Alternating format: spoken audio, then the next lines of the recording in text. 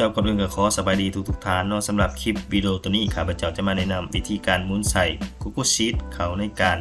คิดรายคะแนนการเลือกตั้งคณะบริหารงานขององค์การจัดตั้งใดหนึ่งหรือว่ากลุ่มกองใดหนึ่งเนาะเพื่อให้เฮาสะดวกขึ้นและก็ไวขึ้นในการสั่งรวมคะแนนและจัดอันดับผู้ที่ว่าลงสมัครนั้นว่าทานใดแน่ได้และก็ทานใดแน่ที่ว่าบ่สามารถอยู่ในคณะบริหารงานสุดใหม่นี้ได้เนาะผู้ที่2เนาะของสมาชิกผู้ที่2ถ้าบุญศรีเสีย1คะแนนนางบัวไซก็เสีย1คะแนนเนาะพวกเสียมันจะลงมาอยู่ลุมเนาะแต่ก็พวกที่ว่าได้มันอยู่เบื้องเทิงเนาะซึ่งจะมีวิธีในขั้นตอนในนั้นมารับชมนะครับฟังไปเนื่องปันได้เลยทำอีทนี้ให้ทานเปิด Google Chrome ขึ้นมาเนาะหลังจากเปิด Google Chrome แล้วให้ทานเขาไปที่ Google Sheet เนาะเข้ามาที่ปุ่มตัวนี้เนาะเดี๋ยวเข้ามาที่ Sheet เนาะให้ทานคลิกเข้าไปบัดหนึ่งเนาะหลังจากที่ว่าทานเปิด Google Sheet เข้ามาแล้วเนาะให้ทานตัวนี้นี่ข้าพเจ้าเฮ็ดเป็นตารางขึ้นมาเลยเนาะตัวนี้แหละเวลาเฮาจะไปแสดงผลในเวลาเลือกตั้งคะแนนหรือว่าให้สมาชิกที่ว่าเขาร่วมเนาะได้ปอนบัตรหรือว่าให้คะแนนหรือว่าขีดผู้ที่ว่าเฮาบ่ต้องการเนาะ2ทานสมมุติว่าเนาะหรือว่าเฮาจะเลือกเอาแต่7ทานเนาะในตัวอย่างว่ามี9ทานลงสมัครแต่ว่าจะเลือกเอาแต่7สหายนี้เนาะสมมุติว่าเนาะอันนี้ข้าพเจ้าเฮ็ดเป็นตัวอย่างเนาะแต่ว่าทานสามารถไปปรับใส่อันนี้ข้าพเจ้าสร้างขึ้นมาเนาะและสำหรับนี่เจ้าเป็นคะแนนเสียเนาะในกรณีเขาปอนบัตรเขาขีด2ทานออกเนาะเพราะว่าเป้าหมายเฮาเป็น7ทานเนาะแต่ข้าพเจ้าเจ้าคะแนนเสียมาโซ่อยู่นี่เนาะและสำหรับสมาชิกที่ว่าปอนบัตรเนาะได้ขีดเขียนหันข้าพเจ้าจะโยกออกมาเป็น20ทานเนาะ20ทานนี้ยกอันนี้ข้าพเจ้ายกเป็นตัวอย่างเนาะแต่ว่าในกลุ่มของข้าพเจ้าก็หลายเนาะประมาณ 7-80 พุ่นแหละแต่ว่าข้าพเจ้ายกเป็น20ทานอันนี้เขาจะมาใส่เป็นเซ็กบล็อกมาใส่นี่เนาะเวลาเขาอ่านว่าทานได้ถือขีดเท่ากับติ๊กเอาแต่คะแนนมันก็สังรวมและสำหรับยูนี่มันจะเป็นอันดับเนาะถ้าหากว่าในเก่าทานนี้เนาะถ้าหากคะแนนเสียน้อยกว่าหมู่มันจะขึ้นมาเป็นอันดับที่1เนาะแล้วมันจะมีคะแนนใดในจำนวนผู้ที่ว่าเขาปอนบัตรเนาะทั้งหมดมีจักคนเนาะอันนี้เขาก็สังรวมอยู่นี่เลยเนาะแล้วตัวนี้ข้าพเจ้าจะใส่สูตรเนาะเวลาทานนำเสนอทานต้องมีโปรเจคเตอร์เนาะโปรเจคเตอร์ใส่แทนกระดานเนาะแล้วก็ต้องมีคอมพิวเตอร์แล้วก็มีอินเทอร์เน็ตตัวนี้ข้าพเจ้าได้นำใส่มาแล้วในการเลือกตั้งคณะบริหารงานขององค์การจัดตั้งมหาชนเนาะเฮ็ดซึ่งว่ามันจะไวขึ้นเนาะโดยที่ว่าเราบ่จำเป็นต้องมาบวกลบคูณหารอีกเนาะเพียงแต่ให้ระบบมันคิดอะไรออกมาให้เฮาเลยและสำหรับวิธีการสร้างเนาะให้ทานเฮ็ดเป็นตารางแบบนี้เนาะถ้าหากว่าทานมีหลายทานสมาชิกหลายทานก็สามารถเพิ่มได้เนาะหลังจากที่ว่าเฮาเข้ามาแล้วเฮ็ดตารางเป็นที่เรียบร้อยแล้วเนาะเป็นที่เรียบร้อยแล้วให้ทานเข้ามาที่นี่เนาะสมาชิกนี้เนาะทั้งหมดมี20คนข้าพเจ้าที่เป็นเซ็กบ็อกเพียงแต่ข้าพเจ้ากระทาสีให้มันครบทุกทานเนาะทาสีเอามาห่อรูมมดหลังจากนั้นให้เขามาที่แทรกเนาะแต่ให้เขามาที่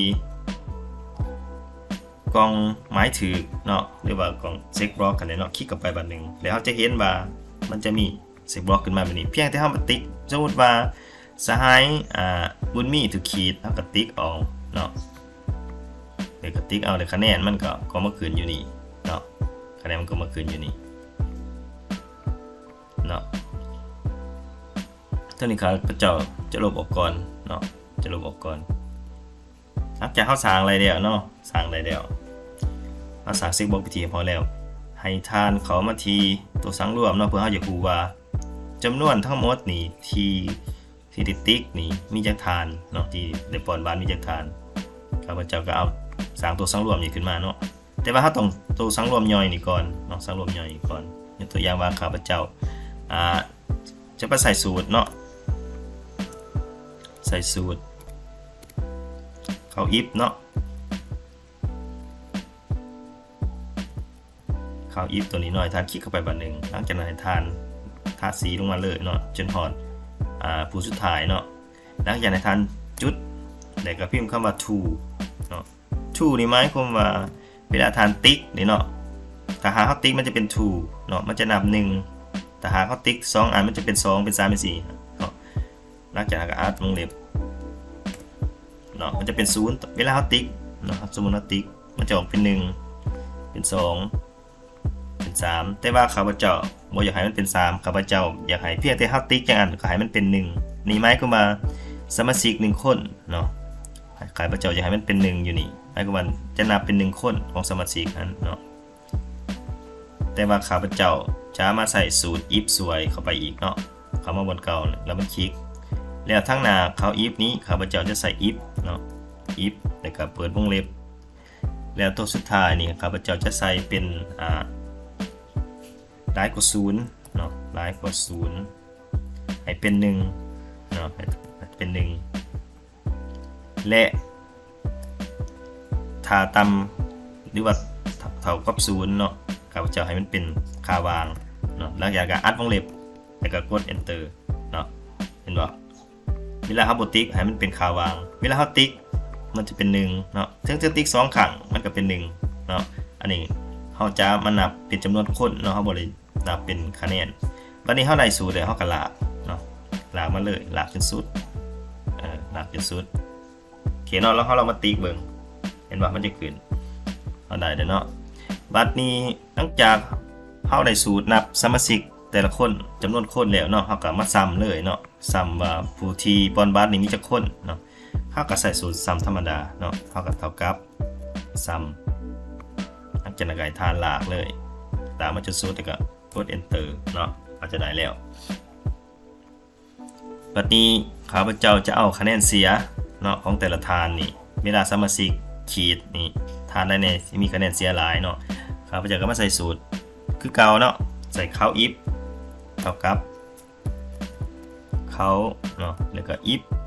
เนาะหลังจากนั้นให้ทานท่าสีเอาบล็อกเลยเนาะท่าสีเอาบล็อก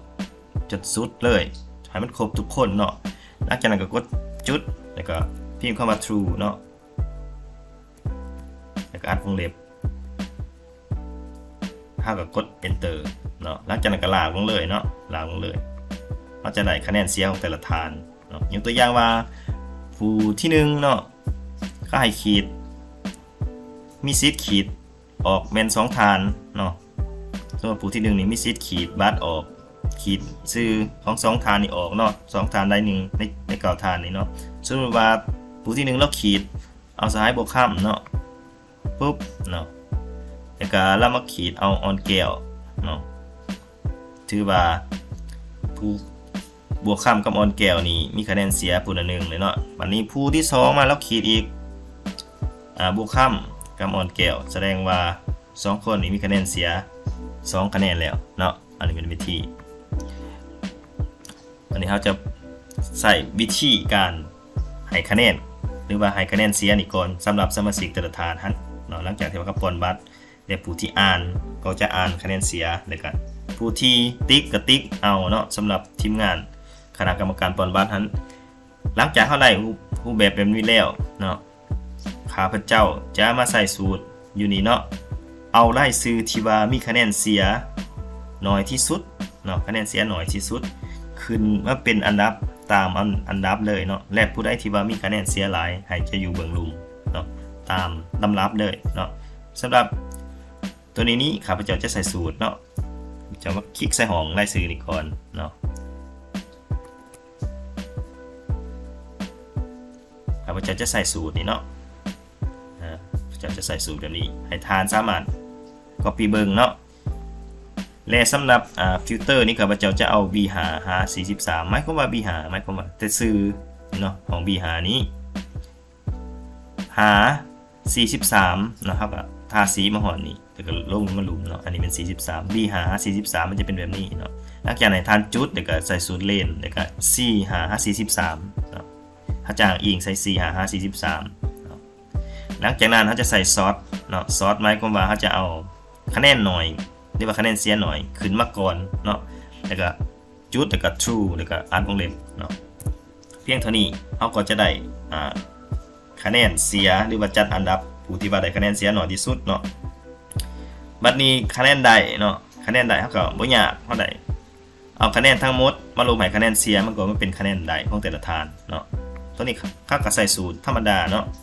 ใส่สูตรซ้ำธรรมดาใส่สูตรลบธรรมดาเนาะเขาก็เอาคะแนนทั้งหมดเนาะมาลบให้คะแนนเสียของบุคคลเขาต้องล็อกตัวนี้เนาะเวลาเขาหลากลงมันจะบอกให้มันเคลื่อนเนาะตัวนี้เพียงแต่ทานกด F4 เนาะให้มันเป็นเครื่องหมายโลดาทั้งตัว C เด็กก็แบบนี้เนาะเขาล็อกไม้ก็มาเขาล็อกเซลล์มันไว้เวลาเขาหลากลงมันจะบกเคลื่อนเนาะหลังจากนั้นถ่ายทานหลากลงมาเลยเนาะและตัวนี้เขาก็จำนวนผู้ปนบัตรเนาะเขาจะเอาจำนวนทั้งหมดมาโซ่อยู่นี่ตัวอย่างมาเนาะเราจะเจ้าจำนวนผู้ปนบัตรทั้งหมดมาโซ่อยู่นี่เนาะคลิกสนิทแล้วก็สูตรเท่ากับแล้วก็มาคลิกสนิทขึ้นเนาะ44เนาะแล้วข้าพเจ้าจะให้มันออกสหายนำเนาะเวลาเขามีตัวเลขแล้วก็มีสหายข้าพเจ้าก็ใส่เครื่องไม้ตัวนี้เนาะเครื่องไม้นี่แล้วก็เครื่องไม้2ขีดในเบื้องต้นแล้วก็พิมพ์เข้าไปเลยที่บรรยาวางอีกบานนึงก็ได้เนาะก็สหายแล้วก็2ขีดอีกแล้วอย่างก็กด enter เนาะเป็นตัวมันก็เป็น0บัดนี้เท่าไรแล้วเนาะเท่าไรแล้วหลังจากเท่าไรปลูกแบบทั้งหมดแล้วเนาะปลูกแบบทั้งหมดแล้วเวลาเขามีกองประชุมที่ทาบท่ารวบเรือตั้งคณะบริหารงานเนาะเขาเปิดกองประชุมท่านต้องมีคอมพิวเตอร์แบบนี้แต่ก็ต้องมีอินเทอร์เน็ตแต่ก็มีไฟล์ที่เขาสร้างมาแล้วและต้องมีโปรเจคเตอร์เพื่อซ้ายโปรเจคเตอร์ในการให้เขาเห็นภาพรวมแบบนี้เนาะท่านต้องให้มันโซ่เป็นเต็มจอเนาะเพื่อให้ผู้เข้าร่วมเขาเห็นในโปรเจคเตอร์นั้นมันใหญ่ขึ้นเพื่อให้มันใหญ่ขึ้นเขามาทีเบิ่งนี่เนาะที่เขามาเบิ่งในการมากดเต็มจอให้มันโซ่เต็มจอแบบนี้เนาะสำหรับการแสดงผลเนาะต้องให้มันเห็นถึงตารางการให้คะแนนเนาะการให้คะแนนและตารางแสดงผลการจัดอันดับของผู้ที่ว่าได้หรือว่าผู้ที่ว่าตกเนาะให้มันโซ่อยู่นี่เลยโดยที่ว่าให้มันขึ้นแบบอัตโนมัติเลยเนาะยกตัวอย่างว่าข้าพเจ้าเป็นคณะกรรมการข้าพเจ้าอ่านบัตรแต่ละบัตรเนาะที่ว่าสมาชิกได้ปอนได้ขีดเอา2ฐานในเก่าคนนี้ออกเนาะให้เหลือแต่7เนาะสมมติว่าผู้ที่1เนาะเอาเปิดคณะกรรมการเปิดบัตรว่าถ้าบุญมีคะแนนเสียเนาะเห็นบ่แล่เท่าสีประเสริฐก็เสียเนาะแล้วเขาจะสังเกตบอกบุญมีกับสีประเสริฐมันจะตัวลงมาอยู่เบื้องลุมเนาะตัวมาอยู่เบื้องลุมแล้วก็บัตรผู้ที่2เนาะของสมาชิกผู้ที่2ถ้าบุญสีเสีย1คะแนนนางบัวไซก็เสีย1คะแนนเนาะพวกเสียมันจะลงมาอยู่ลุมเนาะแล้วก็พวกที่ว่าได้มันอยู่เบื้องเทิงเนาะแล้วก็ผู้ต่อมาอีกถ้าบุญมีก็เสียเนาะถ้าบุญสีก็เสียต่อมาผู้ที่4บัตรอันที่4บวกค่ำเสียเนาะก็ไม้ไปแล้วก็อ่านผู้อ่านก็อ่านผู้ติ๊กก็ติ๊กเนาะติ๊กกับคะแนนเสียส่วนว่าขาวพรเสียนี่ก็เสียเห็นว่ามันจะสั่งรวมเป็นคะแนนให้เฮาเลยแล้วเฮาจะไม้จนอ่านบัตรที่ว่าเขาปอนมันครบเนาะแล้วเฮาก็สามารถมาแสดงผลอยู่นี่เนาะก็ฮู้ได้เลยว่ามีทานใดในใดและทานใดในที่ตกเนาะในการเลือกตั้งคณะบริหารงานขององค์การจัดตั้งมหาชนเพียงเท่านี้ทานก็สามารถฮู้ได้เลยเนาะสมมุติว่าข้าพเจ้าสิไม้จนมันครบเนาะตัวอย่างว่าเอามาอ่านบัตรเนาะในแต่ละทานติ๊กคะแนนเสียเนาะที่ว่าเขาก็เบิ่งตามที่ว่าเขาหมายในบัตรนั้นเนาะของผู้สมาชิกที่ว่าปอนลงหันเนาะมาสังเกตเบิ่งรูมเนาะเวลาเขาติ๊กมันจะสังรวมให้เขาเลยหลังจากเขาอ่านเนาะอ่านการให้คะแนนเป็นทีเรียบร้อยแล้วเนาะแล้วตัวสังรวมมันก็มาสังรวมให้เขาเลยเนาะผู้ที่ว่าได้คะแนนเสียน้อยที่สุดแม่นสหายสีอัมพรสมมุติว่าเนาะสีอัมพรเดาคะแนนเสียได้มีแต่1เนาะเห็นบ่ถ้าได้อันดับ1เนาะขาวพรเสียแต่3คะแนนเนาะแล้วก็ได้อันดับ2ตัวแสดงผลนี่มันจะสวยเฮาเลยแบบอัตโนมัติโดยที่ว่าเฮาบ่จำเป็นต้องมาบวกมาลบหรือว่ามาขีดอย่างต่างๆเพียงแต่เฮาติ๊กอยู่เทิงนี่แล้วตัวแสดงผลหรือว่าตัวประมวลผลมันจะจัดอันดับให้เฮาแบบอัตโนมัติเลยเพียงเท่านี้ก็สามารถฮู้ได้เลยว่าทานใดได้ที่1เนี่ยทานใดที่ว่าตกเนาะ2ทานนี่ตก 2ท่านโตก็มีบุญมีกับสีประเสริฐยกตัวอย่างว่าเนาะแล้วเขาก็จะได้ว่าสมาชิกที่ปอนบัตรทั้งหมดมี20สหายเนาะแต่คะแนนได้ของแต่ละท่านเท่าใดเนาะอันนี้เขาก็สามารถรู้ได้ยกตัวอย่างว่าเสียมพรได้ที่1คะแนนเสียได้มีแต่1เนาะคะแนนได้แล้ว19คะแนนเพียงเท่านี้เขาก็ได้รู้เลยเนาะเจ้าถ้าหากท่านว่าคลิปวิดีโอนี้มีประโยชน์รบกวนท่านช่วยแชร์และกดถูกใจในช่องทาง Facebook และ YouTube เพื่อให้ท่านอื่นได้สามารถรู้และสามารถนำไปปรับใช้ได้ในการหมุนใส่ในเวียกงานของท่านเจ้าขอขอบใจหลายๆท่านในเกียรติรับฟังตั้งแต่ต้นจนจบเจ้าขอขอบใจ